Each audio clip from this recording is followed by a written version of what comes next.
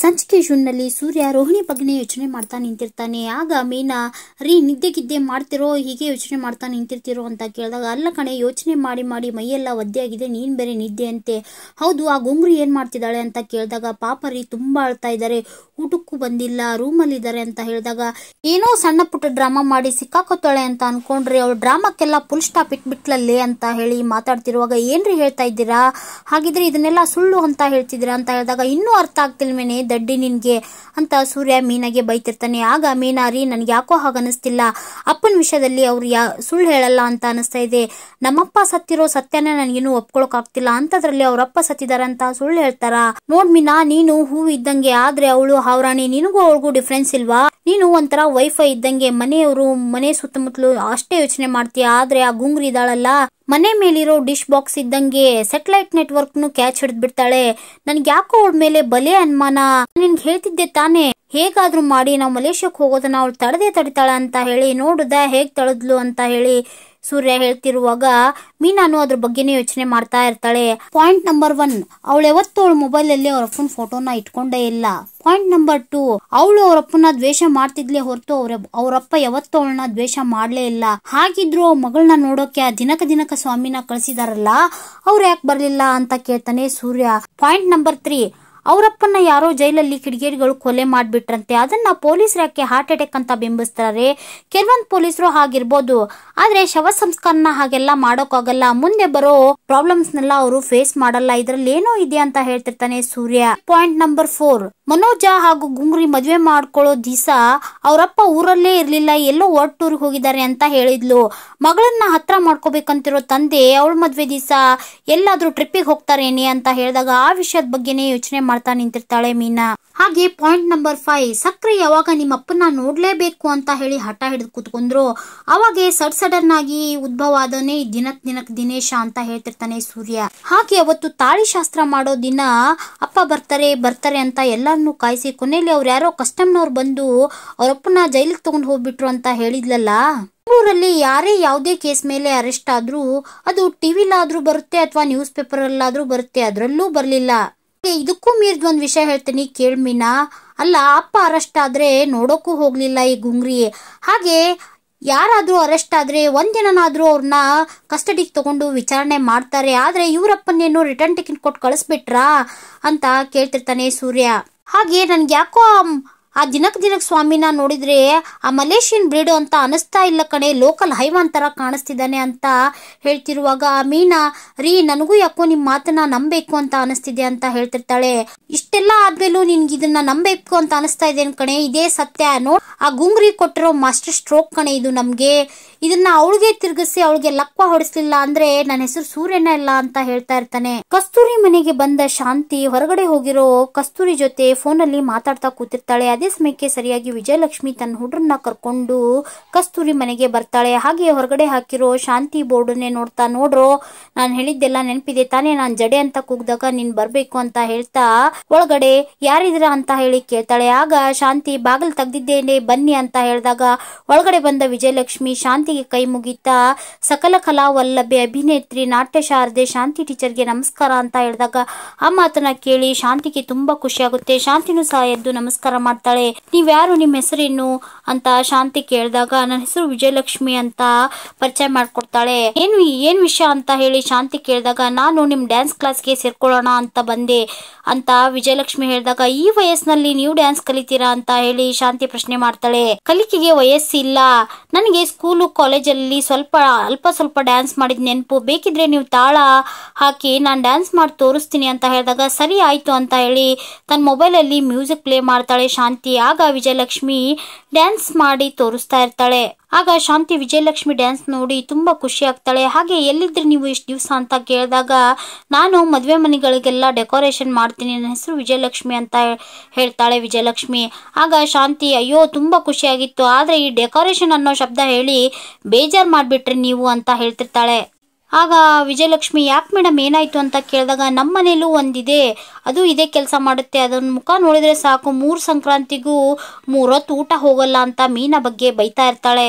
ಹೌದಾ ಮೇಡಮ್, ಅವ್ರ ಹೆಸರೇನು ಅಂತ ಕೇಳಿದಾಗ ಹೇಳ್ಕೊಳೋ ಅಂತ ದೊಡ್ಡ ಹೆಸರು ಏನಲ್ಲ ಬಿಡಿ, 2 ಅಕ್ಷರ ಮೀನಾ ಅಂತ ಹೇಳ್ತಾಳೆ ಶಾಂತಿ. ಆಗ ವಿಜಯಲಕ್ಷ್ಮಿ, ಓಹೋ, ಒಂದೇ ರಾತ್ರಿಯಲ್ಲಿ 500 ಹಾರಗಳನ್ನ ಕಟ್ಟಿದ ಸೂರ್ಯನ ಹೆಂಡತಿ ಮೀನಾ ಅವರ ಕೇಳಿದಾಗ, ಓಹೋ, ಆ ಹೆಸರು ಅಷ್ಟು ಫೇಮಸ್ಸಾ, ನಿಮಗೂ ಗೊತ್ತಾ ಅಂತ ಶಾಂತಿ ಕೇಳ್ತಾಳೆ. 1-2 ಸಲ ಎಲ್ಲೋ ಕೇಳಿದ್ ನೆನಪು ಅಂತ ಹೇಳ್ತಿರ್ತಾಳೆ ವಿಜಯಲಕ್ಷ್ಮಿ. ಅವರಪ್ಪ ಏನೋ ಟ್ರೈನ್ ಆಕ್ಸಿಡೆಂಟ್ ಅಲ್ಲಿ ತೀರೋದ್ರು ಅಂತ ಕೇಳ್ಪಟ್ಟೆ ಅಂತ ಹೇಳಿದಾಗ, ಹೌದು, ಅವನೇನೋ ಹೋಗ್ಬಿಟ್ಟ, ಆ ರಾವ್ನ ನಮ್ಮನೆ ಕಟ್ಟು ಹೋಗ್ಬಿಟ್ಟ, ಅವಳ ವಿಷಯ ಬಿಡಿ, ಅವಳ ವಿಷಯ ಮಾತಾಡೋಕೆ ನನಗೆ ಇಷ್ಟ ಇಲ್ಲ ಅಂತ ಹೇಳ್ತಿರ್ತಾಳೆ ಶಾಂತಿ.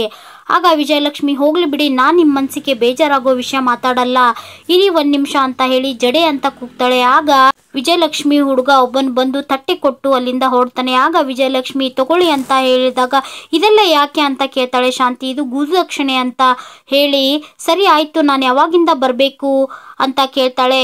ನನ್ PA ಕಸ್ತೂರಿ ಅಂತಿದ್ದಾಳೆ, ಅವಳು ನಿಮ್ಗೆ ಟೈಮ್ ಎಲ್ಲ ಹೇಳ್ತಾಳೆ ಅಂತ ಹೇಳ್ತಾಳೆ ಶಾಂತಿ. ಆಗ ವಿಜಯಲಕ್ಷ್ಮಿ, ಈ ತಟ್ಟೆಯಲ್ಲಿ ನನ್ನ ವಿಸಿಟಿಂಗ್ ಕಾರ್ಡ್ ಇದೆ, ಅದಕ್ಕೆ ಕಾಲ್ ಮಾಡಿ ತಿಳಿಸಿ. ಸರಿ ಆಯ್ತು, ನಾನಿನ್ ಬರ್ತೀನಿ ಅಂತ ಅಲ್ಲಿಂದ ಹೊರಡ್ತಾಳೆ. ಆಗ ಶಾಂತಿ ಆ ತಟ್ಟೆಲಿರೋ ದುಡ್ಡನ್ನ ನೋಡಿ, ಕಡಿಮೆ ಅಂದ್ರೂ 10,000 ಇರ್ಬೋದು ಅಂತ ಹೇಳಿ ಖುಷಿಯಿಂದ ಎಣಿಸ್ತಾ ಇರ್ತಾಳೆ. ಹಾಗೆ ಸೀರೆ ನೋಡಿ, ಅಬ್ಬಾ, ರೇಷ್ಮೆ ಸೀರೆ, ಏನಿಲ್ಲ ಅಂದ್ರೂ ಒಂದು 25,000 ಇರ್ಬೋದು. ಹಾಗೆ ಹಣ್ಣಂದ್ರೆ ಇದಪ್ಪ ಅಂತ ಹೇಳಿ ತಟ್ಟೆಲಿರೋ ಹಣ್ಣನ್ನ ತಿಂತಾ ಇರ್ತಾಳೆ ಶಾಂತಿ. ಈ ಕಡೆ ಹೊರಗಡೆ ಬಂದ ವಿಜಯಲಕ್ಷ್ಮಿ ಶಾಂತಿ ಬೋರ್ಡ್ನೇ ನೋಡ್ತಾ ನಗ್ತಾ ಆ ಸೊಕ್ಕಿದ ಮೀನಾನ ಸುಂಟ್ರಗಾಳಿನ ಹೆಡೆಮುರಿ ಕಟ್ಟಿ ಬಲೂನಲ್ಲಿ ತುಂಬಿಸೋರು ಸಿಕ್ಕಾಯ್ತು ಅಂತ ಹೇಳಿ ನಗ್ತಾ ಮಾತಾಡ್ತಿರ್ತಾಳೆ. ಆಗ ವಿಜಯಲಕ್ಷ್ಮಿ ಹುಡ್ರು ಯಾರು ಅಂತ ಕೇಳಿದಾಗ ಶಾಂತಿನ ತೋರಿಸಿ ನಗ್ತಾ ಇರ್ತಾಳೆ. ಹಾಗೆ ನಾವು ಬಂದ್ ಕೆಲ್ಸ ಆಯ್ತು, ಸರಿ ಹೊರಡೋಣ ಅಂತ ಹೇಳಿ ಅಲ್ಲಿಂದ ಹೊರಡ್ತಾರೆ. ಈ ಕಡೆ ರೋಹಿಣಿ, ಪೂಜಾ ಹಾಗೂ ಮೇಕೆ ಮಂಜ ಹೊರಗಡೆ ಭೇಟಿಯಾಗಿರ್ತಾರೆ.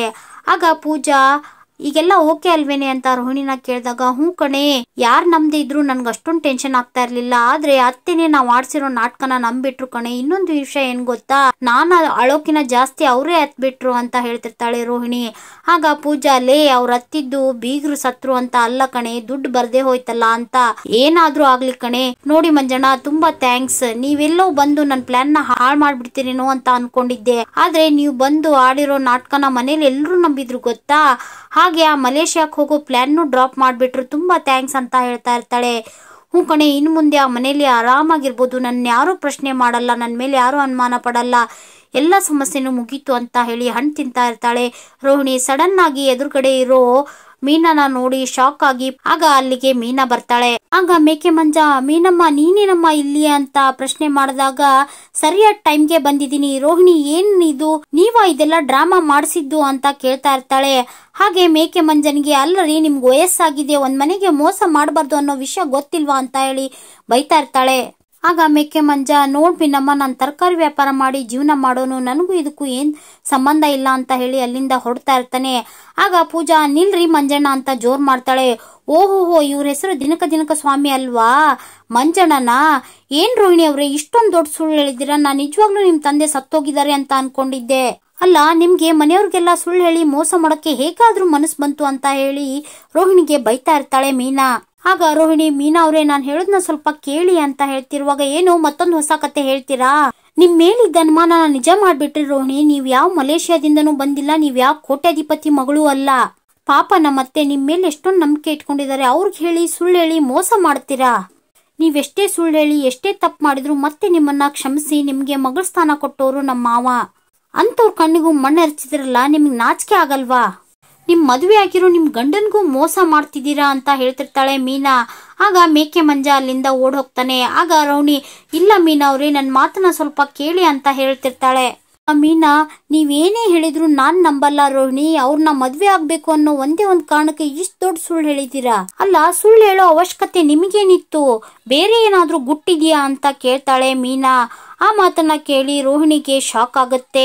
ಇನ್ನ ನಾನ್ ಸುಮ್ನಿದ್ರೆ ತುಂಬಾ ದೊಡ್ಡ ತಪ್ಪಾಗುತ್ತೆ, ಈ ವಿಷಯನ ನಾನು ಅತ್ತೆಗೆ ಹೇಳ್ತೀನಿ ಅಂತ ಮೀನಾ ಅಲ್ಲಿಂದ ಹೊಡ್ತಾ ಇರ್ತಾಳೆ. ಆಗ ರೋಹಿಣಿ ಮೀನಾ ಹತ್ರ ಬಂದು, ಮೀನಾ ಅವ್ರೆ, ನನ್ ತಪ್ಪಾಯ್ತು, ಇದೊಂದ್ಸಲ ನನ್ನ ಕ್ಷಮಿಸ್ಬಿಡಿ, ಇದನ್ನ ಯಾರಿಗೂ ಹೇಳ್ಬೇಡಿ ಅಂತ ಹೇಳಿ ಬೇಡ್ಕೊತಾ ಇರ್ತಾಳೆ.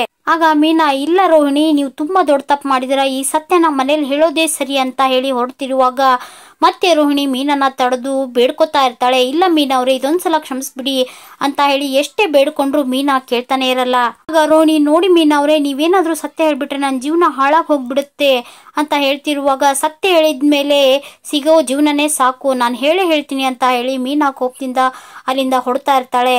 ಆಗ ರೋಹಿಣಿ ಮೀನಾನ್ ಕೈ ಹಿಡಿದು ಎಳೆದು ಜೋರಾಗಿ ಮೀನಾ ಅಂತ ಹೇಳಿ ಗುರುಗುಟ್ಕೊಂಡ ನೋಡ್ತಾ ಇರ್ತಾಳೆ.